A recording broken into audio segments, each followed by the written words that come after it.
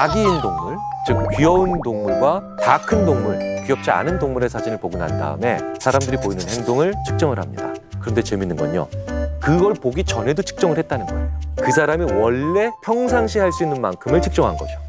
그래프는 확연한 차이를 보여주죠. 귀여운 동물을 보고 난 다음에 그 작업을 했던 사람들은 보기 전에 했던 것보다 더 많이 향상돼 있죠. 즉 상승폭이 있다는 겁니다. 그런데 애덜트 애니멀, 그냥 귀엽지 않은 동물의 사진을 본 사람들은 프리와 포스트, 사전과 사후의 차이가 거의 나지 않죠. 영향을 안 받았다는 거죠. 자, 왜 이런 일이 일어날까요? 집중력이 더 강해졌다. 집중을 잘해서 내 손과 발을 통제할 수 있는 능력이 향상되고 있다는 겁니다. 집중력이 강해졌다는 건 크게 보지 않고 봐야 될 것만 보고 있다는 거죠. 그러니까 오히려 숲을 보지 않고 나무만 정말 보고 있는가를 보려고 했던 거예요. 자, 그래서 재밌는 건 시합을 앞두고 있는 선수들은 집중력을 높이기 위해서 스타디움에서 재밌고 귀여운 캐릭터들이 계속 앞에서 돌아다니죠. 그런데 선수들은 그걸 보면서 의외로 집중력이 높아지는 효과를 가지기도 합니다. 자, 그러면 그 집중력 자체에 또 집중을 해보죠. 연구자들은 그래서 두 번째 실험을 합니다. 이번에는 좀 엉뚱해 보이지만 나름 이유가 있는 세 번째 그룹이 추가되죠. 자, 첫 번째는 아기 동물 본 그룹입니다. 두 번째는 평범한 어른 동물. 자, 세 번째는 뭐냐?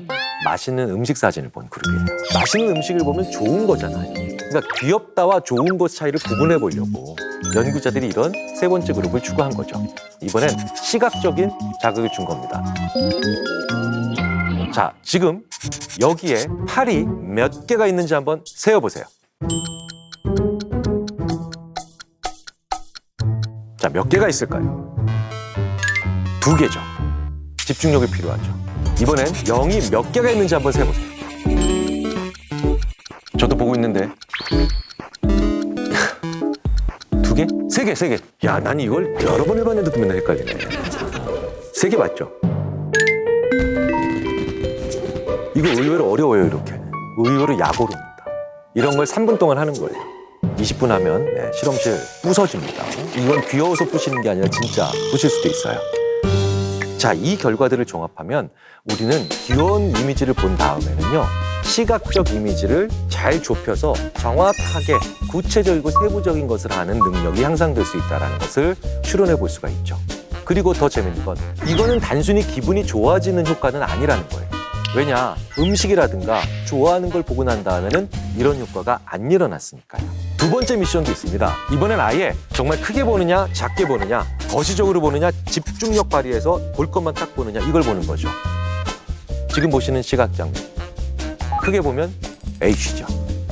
작게 보면 F가 여러 개 서 있는 거예요. 이런 그림을 네이번 태스크라고 합니다. 크게 보는 사람은 H라는 대답을 잘할 거고요. 구체적으로 보는 사람은 F가 먼저 보일 겁니다. 재밌게도 이 네이번 태스크를 시켜봤더니 귀여운 걸 본 사람들은 귀엽지 않은 혹은 맛있는 음식 사진을 본 사람들에 비해서 큰 H가 아닌 작은 F를 집어내는 과제를 훨씬 더 잘하더라는 거예요. 논문의 제목, Narrow Attentional Focus.